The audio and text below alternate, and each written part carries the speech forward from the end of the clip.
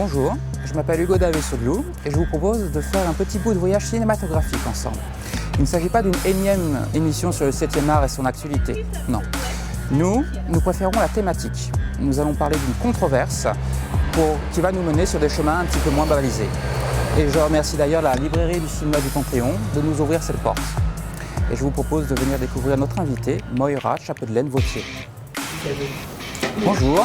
Bonjour. Enchanté. Enchanté. On va passer un petit bout de temps ensemble, nous allons nous asseoir. Allons-y. 53.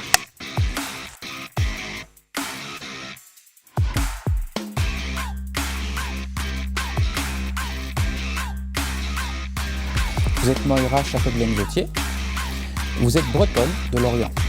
Vous avez été productrice de courts-métrages, puis de documentaires avant de passer à la réalisation en 2006.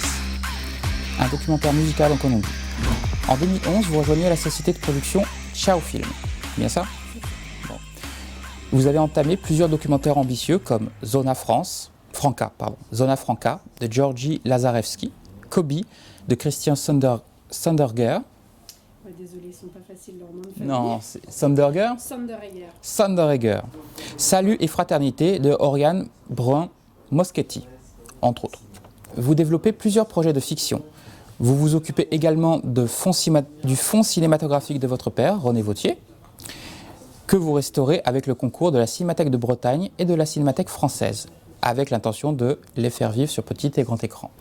En 2012, c'est une date importante, c'est le 50aire de l'indépendance de l'Algérie et la restauration d'un film emblématique de René Vautier, Avoir 20 ans dans les Aurès.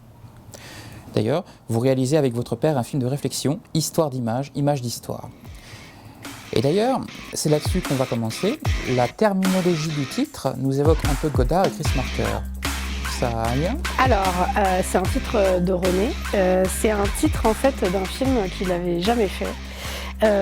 Qui est une bonne entrée en matière, je dirais, sur son travail, qui est un film qui avait pour ambition de récolter des témoignages autour de la torture en Algérie début des années 80, à l'époque où on n'en parlait pas beaucoup et à l'époque où un ancien militaire devenait un homme politique important.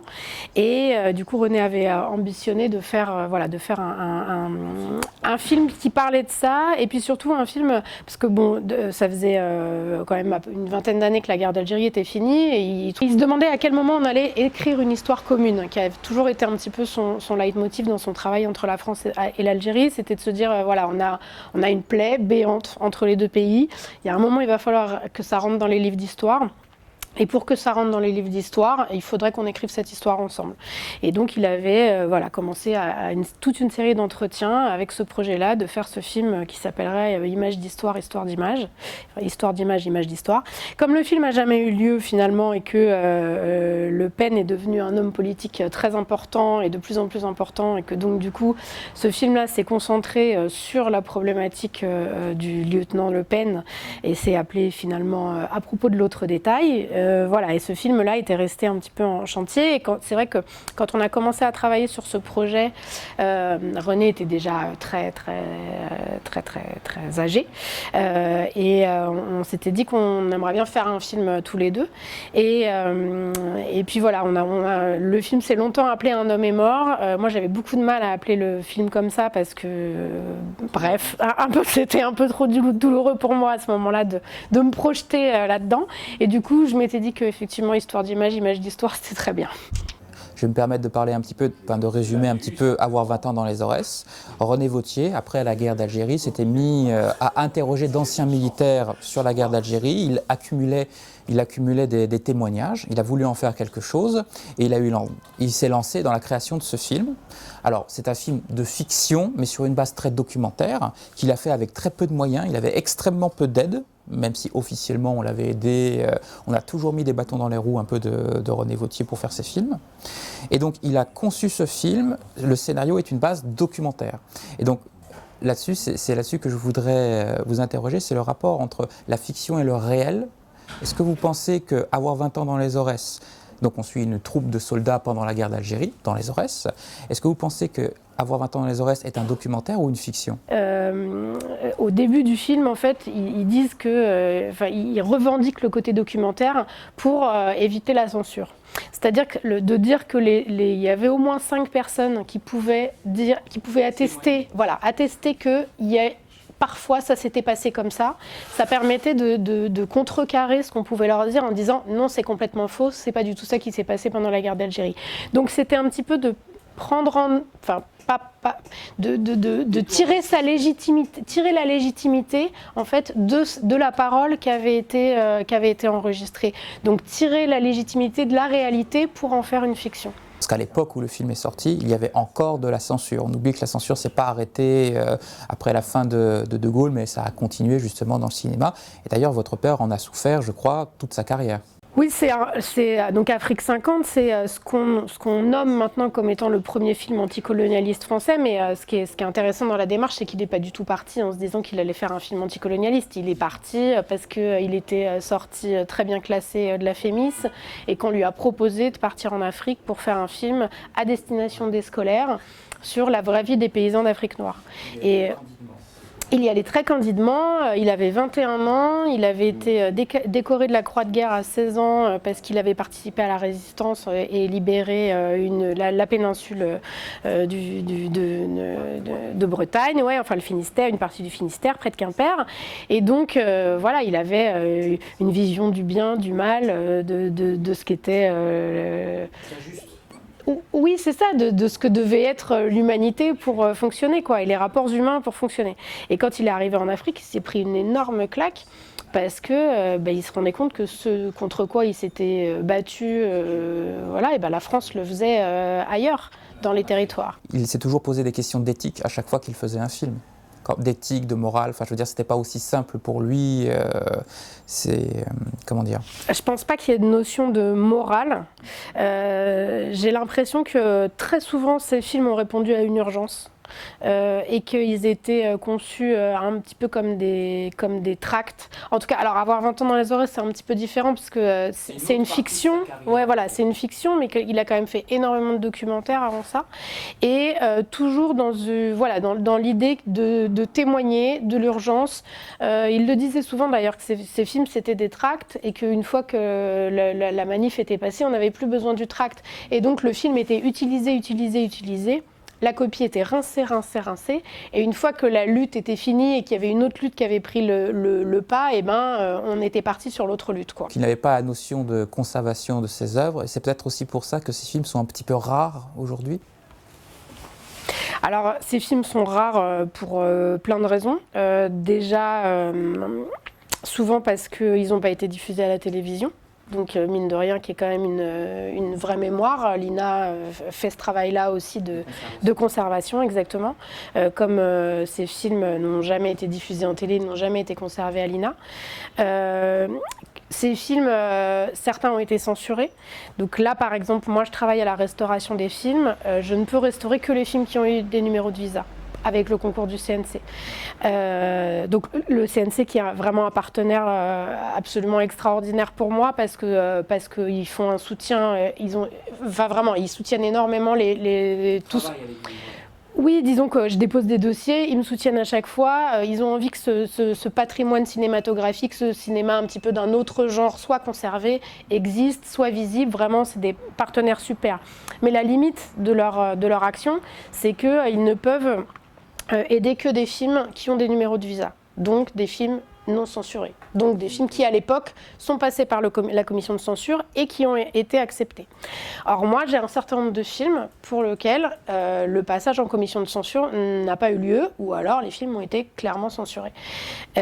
Donc pour ces films-là, par exemple, donc comme Afrique 50, comme Algérie en flammes, qui est le film de guerre réellement pour le coup tourné par René en Algérie pendant la guerre d'Algérie, d'autres courts-métrages, ceux-là, je ne peux pas les restaurer.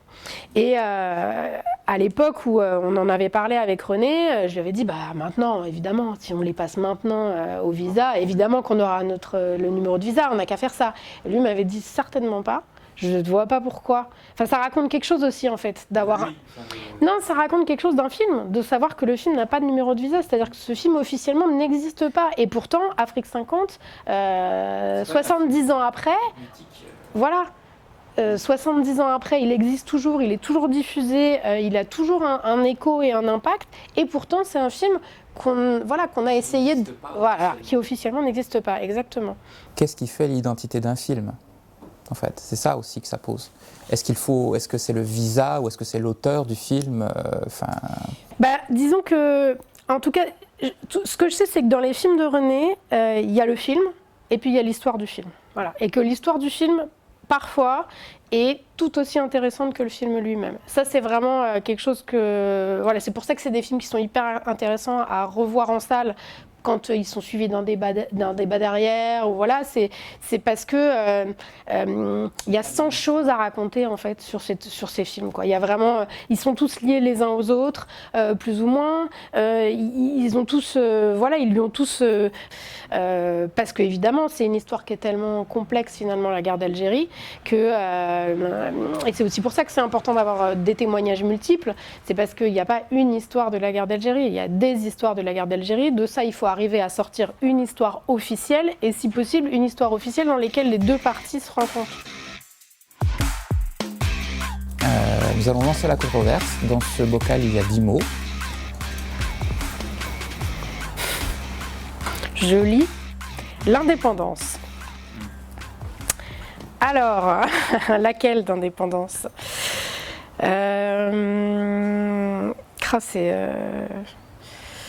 Je sais pas, ça pourrait être le... Ouais, c'est l'indépendance. Alors évidemment, logiquement, on pense à l'indépendance de l'Algérie, puisque voilà, c'est quand même ça qu'il a filmé, cette guerre-là, cette guerre d'indépendance. La blague dit que quand il est arrivé en Bretagne et qu'il a monté l'unité de production de cinéma Bretagne, les flics sont arrivés un jour pour lui dire... Oh là là, alors qu'il était plutôt sympa, lui dire t'es parti tourner au Mali, ils sont devenus indépendants, t'es parti tourner au Soudan, ils sont devenus indépendants, t'as tourné en Tunisie, ils sont devenus indépendants, t'as tourné en Algérie, ils sont devenus indépendants, maintenant tu viens tourner en Bretagne. Donc voilà, avec à l'époque un FLB qui était quand même qui était puissant, enfin voilà, en tout cas qui faisait sauter des petites choses de temps en temps et qui faisait parler de lui. Le FLB ? Le Front de Libération de la Bretagne. Voilà, forcément. Okay. Le groupe Medvedkin. Ça c'est les copains. Donc le groupe Medvedkin, d'abord peut-être rappeler un petit peu ce que c'est les groupes Medvedkin. Donc c'est des groupes qui sont des groupes de cinéastes professionnels qui sont allés tourner dans les usines avec les ouvriers. Donc Chris Marker, Bruno Muel, Antoine Bonfanti pour le son, Michel Desrois, Paul Seb, enfin voilà, j'en oublie, il y en a plein d'autres, qui sont partis en se disant qu'ils allaient mettre leurs moyens techniques à disposition des ouvriers pour les aider, pour leur donner une expression par l'image et le son. Une expérience géniale pour tout le monde, des limites à cette expérience, il y a eu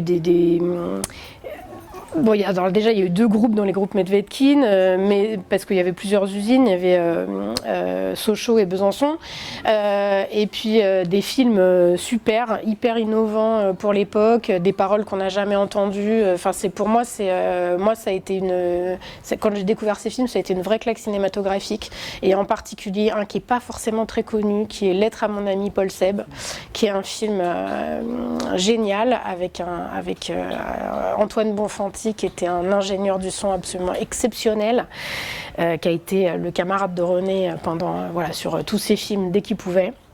Et c'est comment est-ce que tout peut devenir cinéma, et comment est-ce que tout est cinéma en fait. La censure, eh bien c'est l'autre meilleur ami. La censure, ouais. La censure, toute sa vie, du premier au dernier film, je pense. Il se trouve que, moi je suis en fait encore quelque part dans mon travail de restauration confrontée à cette histoire-là, alors que je pensais vraiment que cette histoire de censure, elle était derrière nous, sur la problématique de comment on fait pour restaurer les films qui ont été censurés à l'époque. Là, par exemple, je vais accompagner Algérie en flammes au Festival de Bologne. Et donc, quand le festival m'appelle en me demandant si j'ai une copie propre, je leur explique donc toute l'histoire de pourquoi j'ai pas une copie restaurée de ce film-là. Et voilà, c'est pour des gens qui sont spécialisés du cinéma de patrimoine, c'est génial parce que c'est ce genre d'histoire qui est bah, bien sûr, évidemment. On sait où est la copie, on sait, alors pour le moment on n'a retrouvé que la copie allemande, on ne sait pas où est la copie française, voilà, donc eux ils trouvent ça génial. Moi personnellement je préférais pouvoir raconter l'histoire avec une copie restaurée quand même. Et puis après je pense que la censure à la fois ça a été depuis le début et puis en même temps ça a été un moteur en fait. Je pense qu'il y a eu un moment où faire des films et savoir qu'ils étaient censurés, c'était de savoir qu'on était sur le bon chemin. Le Centre audiovisuel d'Alger. Alors le Centre audiovisuel d'Alger, ça a été une expérience hyper importante pour René et pour tous, je pense, les réalisateurs, les futurs réalisateurs qui sont passés là-bas. Quand il est arrivé en Algérie, en fait, il s'est rendu compte qu'il y avait très peu... En 130 ans, il n'y avait pas eu grand-chose qui avait été... Qu'en fait, en 130 ans, on n'avait formé aucun opérateur algérien. Voilà. Donc l'idée, c'était vraiment, comme lui avait été formé... était finalement assez jeune et était sorti de l'école de cinéma très peu de temps avant, c'était de créer un centre audiovisuel pour permettre une expression libre de ces Algériens nouvellement indépendants. Donc dès le début, ils se sont installés à Alger sur les hauteurs à Ben Aknoun et il a commencé à former des jeunes des jeunes gens qui allaient quasiment tous devenir des techniciens ou des réalisateurs, donc, dont Mohamed Lagdaramina qui allait devenir Palme d'Or à Cannes, Ahmed Rajdi qui aussi serait un super réalisateur algérien. Voilà, donc tous ces gens sont passés par là-bas. Le FLN. Alors le FLN. Ah, c'est une longue histoire le FLN. Comment il les a contactés ? Ouais, en fait, la personne qui est très importante pour René, pour sa rencontre avec le FLN, c'est la personne qui était responsable de l'information en fait au sein du FLN et qui était Aban Ramdan. Et donc c'est avec lui qu'il a eu plusieurs discussions. C'est lui qui lui a donné, qui l'a autorisé à aller d'abord le tester en l'emmenant dans le maquis, en lui demandant de faire des petits sujets. Ça a commencé comme ça. Donc il y a eu plusieurs petits sujets qui ont été faits, donc sur les infirmières, sur la distribution du pain, je crois. Enfin je sais plus. Il y a eu plusieurs petites choses comme ça. Et puis une fois que une fois ils ont vu comment ils travaillaient, que ça pouvait bien se passer, tout ça, ils se sont rodés. Après moult discussions sur justement qui serait propriétaire des images, parce qu'une fois que il y avait la volonté de faire un film pour diffuser le film, mais il fallait en faire plusieurs versions de ce film. Et René, lui, voulait rester indépendant. Aban, lui, voulait un film pour évidemment la cause. Donc il y a eu beaucoup quand même de négociations là-dessus et finalement ils sont arrivés à la conclusion qu'il y aurait une version française dont René serait responsable. Une version, donc si le montage convenait à Aban, il y aurait à partir du même film une version arabe qui serait enregistrée sous la direction, on va dire, du FLN. Et puis ensuite, il y aurait des versions internationales, donc en l'occurrence allemandes. Allez. Je prends mes aises. L'Afrique. Oh bah. Alors, vaste question l'Afrique. C'est la claque, quoi. C'est-à-dire que son pays qu'il a défendu corps et âme, pour lesquels des potes à lui sont morts, son pays liberté, égalité, fraternité, son pays est un pays colonisateur. Exactement, qui tue, au nom du peuple français, quelque part, qui domine, qui maltraite, Non, c'est une vraie, ouais, une vraie claque. Après, ouais, clairement. Clairement, ça a changé sa vie, ça a aussi posé les bases de son cinéma. Ça lui a aussi permis de savoir que la seule façon qu'il aurait de s'en sortir, c'était de trouver des alliés quelque part, hein, parce que je pense que ce qu'il a sauvé en Afrique, sur le tournage d'Afrique 50, c'est vraiment que... Il n'était pas seul. C'est-à-dire que tout à coup, il était lui aussi en conflit avec l'empire colonial. Enfin voilà, il était avec les institutions coloniales. Donc parce qu'il était en conflit, tout à coup, les Africains le regardaient un peu comme une bête curieuse et en même temps se disaient il y a peut-être quelque chose à en tirer, quoi. Donc voilà, et il a été vraiment soutenu, aidé, protégé. Enfin, les gens se sont mis en danger pour lui, pour qu'il puisse tourner. La résistance. Alors ça aussi, c'est un petit air. Alors, c'est pas forcément... Non, la résistance, évidemment, on pense à la résistance pendant la Seconde Guerre mondiale. En fait, il faisait partie avec son frère, hein, qui a 4 ans de plus, d'un groupe d'éclaireurs de France. Donc, c'était des petits scouts laïcs dans le Finistère. Et en fait, les aînés, donc lui, il faisait partie des petits, René, mais son frère, Jean, lui, faisait partie des plus grands. Enfin voilà, ils ont fait des petites actions, mais grandes actions finalement. Ils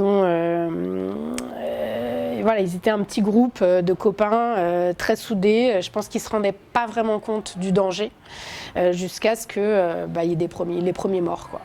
Et voilà, et dans le groupe de résistants, ils en ont perdu un tiers, ce qui est quand même assez conséquent, en tout cas assez marquant. Et à la fin, au moment où ils ont été... Donc c'était un des groupes qui a été décoré par le général de Gaulle de la Croix de guerre. Donc lui avait 16 ans, René à l'époque, et il est sorti de là en disant moi, une arme, plus jamais. Il n'y en a plus beaucoup là. La Bretagne. Eh ben, le Doire. La Bretagne, c'est mon prochain chantier, je dirais, de restauration de films. Mais non, c'est surtout évidemment la terre d'accueil, quoi. Enfin, c'est de là que tout part, c'est là que tout revient. C'est sa culture, c'est sa famille, sa famille, son père, sa mère, ses enfants, ses femmes. Voilà, c'est aussi dans les années 70 une volonté politique très très forte de décentralisation de l'activité. Non, pas sur le côté indépendance, mais sur l'idée de travailler et de vivre sur un territoire qu'on a choisi et pas forcément, si on veut faire du cinéma, d'être à Paris. Et puis il y a aussi l'autre expérience qui est celle du coup de la conservation, qui est donc la Cinémathèque de Bretagne. Qui est aussi un lieu important de préservation de la culture bretonne, mais pas que. Et voilà, c'est des petits jalons qui ont été posés en région à une époque où on ne réfléchissait pas du tout en termes de décentralisation. Le Parti communiste. Alors, René est rentré au Parti communiste, quand il était à l'IDEC. C'est Claude Sautet qui lui a fait adhérer au parti. Une grande histoire avec le parti. Je pense que je l'ai beaucoup questionné là-dessus. À un moment où pour moi c'était plus si simple, enfin c'était pas une évidence, de rester au parti, de rester en tout cas. Lui m'a toujours dit que de toute façon si on voulait changer les choses il fallait les changer de l'intérieur, que personne ne pouvait les changer de l'extérieur. Il a toujours été très libre, même par rapport au parti, avec qui il a entretenu des relations parfois un peu tendues.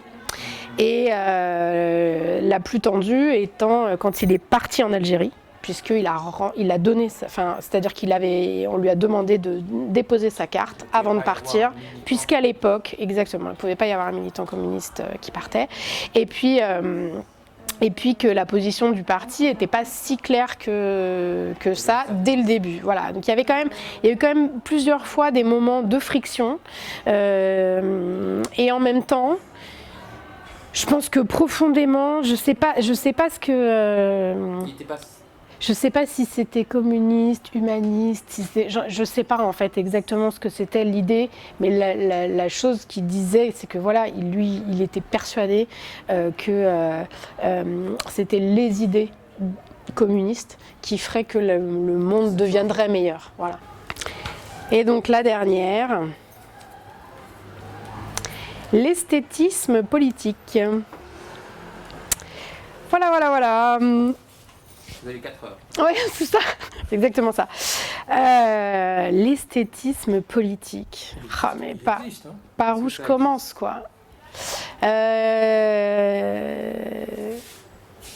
me rappelle un jour que j'avais dit à mon père, je sais plus exactement de quoi je lui parlais, mais je lui disais « Ah, il est beau ce film !» Et il me disait « Mais il n'y a rien de pire que de dire d'un film qu'il est beau. » Je dis « Mais on s'en fout qu'il soit beau !» Et donc voilà, je pense que c'est un bon point de départ. On s'en fout qu'il soit beau. Alors, c'est marrant parce qu'en fait, moi, en les restaurants, les films, il y a plein de choses que je vois, parce que je passe beaucoup de temps, évidemment, en salle d'étalonnage, à les regarder sous tous les axes, à comprendre les raccords, voilà. Et je trouve qu'il y a une inventivité, il y a une inventivité en fait formelle qui est assez incroyable dans les films. Et qu'en plus, quand on connaît le contexte de fabrication, de production, de tel ou tel et tout ça, il y a vraiment quelque chose qui se dégage d'une certaine esthétique du cinéma militant de Vautier. Voilà.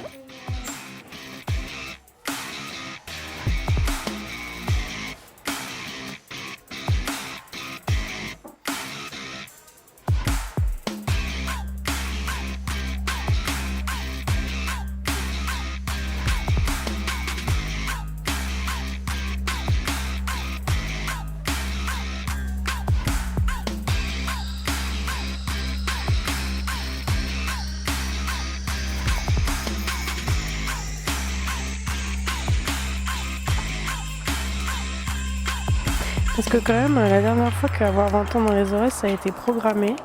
C'était une soirée spéciale avec Rambo en première partie de soirée et avoir 20 ans dans les oreilles en deuxième partie de soirée. Je dois avouer que ça m'avait fait bien rire. Moi, personnellement, en fait, je trouve que je lis pas les critiques de cinéma des films, en fait. Ce qui m'intéresse dans ces revues-là, c'est que c'est des dossiers, c'est des thématiques.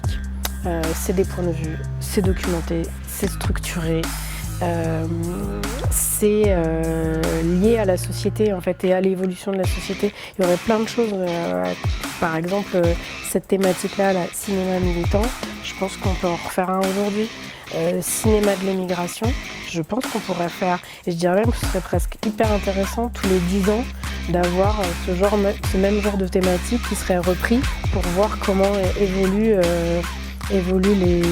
les représentations des uns et des autres, des femmes, des immigrés, des travailleurs.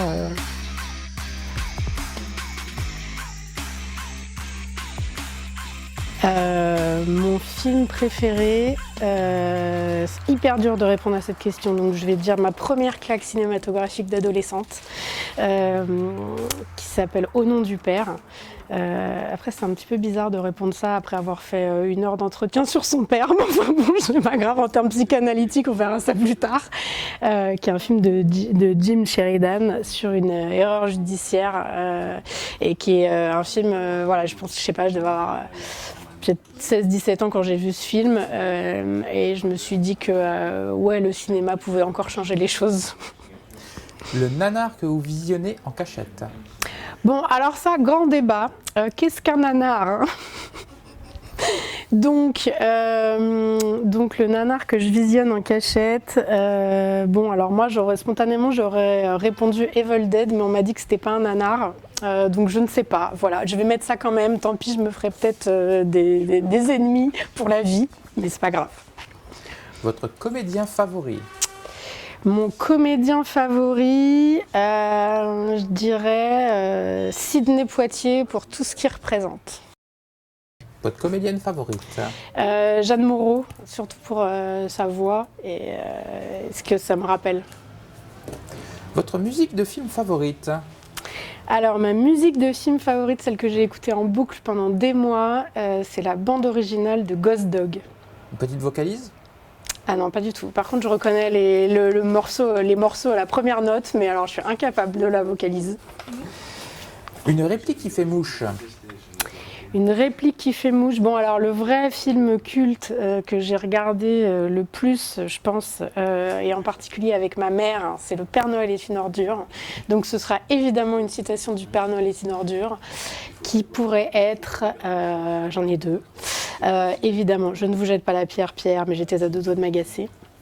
Ou alors, évidemment, on vous demande de répondre par oui ou par non, donc ça dépend, ça dépasse. Votre revue de cinéma qui ne quitte jamais votre table de chevet? Alors, c'est des revues de vieux, mes revues de cinéma. J'ai vraiment passé beaucoup de temps à relire des revues de cinéma des années 70 en travaillant sur l'élaboration de tout ce qui allait accompagner la ressortie du coffret et la restauration des films de René. Et vraiment, les cinéma-action, voilà, c'était, y en a plein, on peut les relire maintenant, c'est toujours d'actualité, c'est hyper intéressant, c'est super documenté, voilà, ça raconte plein de choses, c'était toujours des thèmes très avant-gardistes, je trouve, par rapport à ce qui était dit dans les journaux, dans les quotidiens et même dans les revues de cinéma spécialisées cinéma. Il y avait un côté vraiment d'un cinéma ancré dans la société qui me correspond vachement, plus que de la critique cinématographique pure, je dirais. Un film que les moins de 20 ans ne peuvent pas connaître? Bah, avoir 20 ans dans les Aurès. Vous êtes producteur. Quel film, sur l'heure, mettrez-vous en chantier? Oh là là, cette question, elle est terrible parce que j'ai l'impression que tous les jours, il y a des nouveaux films à mettre en chantier. J'ai l'impression qu'il se passe des trucs tellement compliqués. Je sais pas, l'école ou les urgences. J'en sais rien. Quelque chose voilà, qui se tournerait là-bas, sur le service public en tout cas. Voilà. Quelle comédienne, quel comédien pour illustrer les nouveaux billets en euros? Alors, je mettrais un comédien et une comédienne. Jean-Pierre Bacry, pour le comédien français. Bien comme un bon comédien français.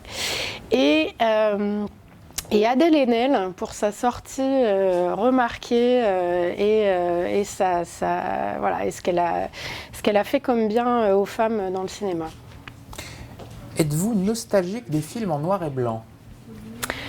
Non, je crois pas. J'ai une grande affection pour les films en couleur des années 70 avec le grain de la pellicule 16 parce que j'ai passé énormément de temps à travailler dessus. Mon prochain chantier est un film en noir et blanc. J'ai osé dire au laboratoire que ça allait être plus facile. Ils m'ont dit « oulala, détrompe-toi ». Donc pour le moment, j'ai pas la nostalgie, mais peut-être qu'après avoir travaillé 6 mois sur un film en noir et blanc, je trouverais qu'en fait c'est quand même beaucoup mieux le noir et blanc. Je sais pas, pour le moment je l'ai pas. La dernière fois que vous avez été dans une salle de cinéma? J'ai été dans une salle de cinéma ce matin. Quoi? Et j'ai vu un film absolument génial qui s'appelle The Duke.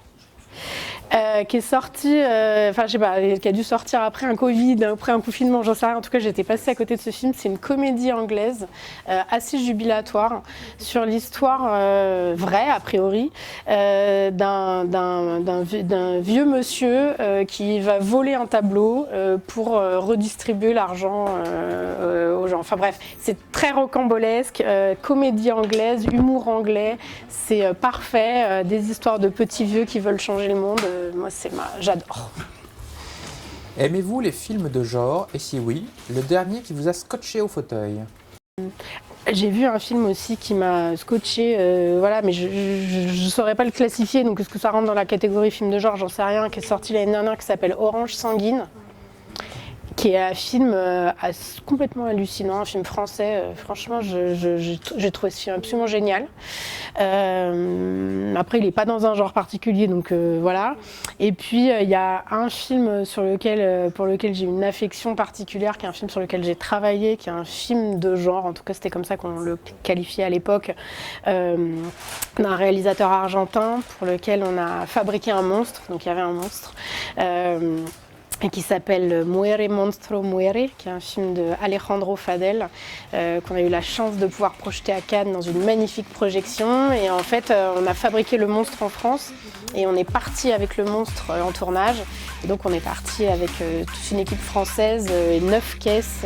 Voilà. Et donc c'est vrai que la première fois que j'ai vu ce film-là, j'étais scotchée au fauteuil d'émotion, d'avoir réussi. Et puis parce que le film est un peu trash aussi. Mais voilà, et puis c'était une projection magnifique à Cannes, comme on en a peu ailleurs. Et enfin, croyez-vous que Dieu aime le cinéma?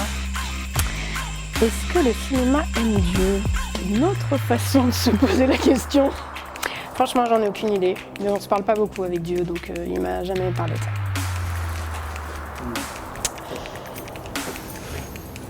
Et voilà donc l'objet de toutes nos attentions ces derniers mois, le coffret qu'on a réalisé avec mes camarades des Mutins de Pangée, donc voilà, qui regroupe en fait tous les films autour de, réalisés par René Vauthier autour à la fois de l'Algérie et de l'Afrique.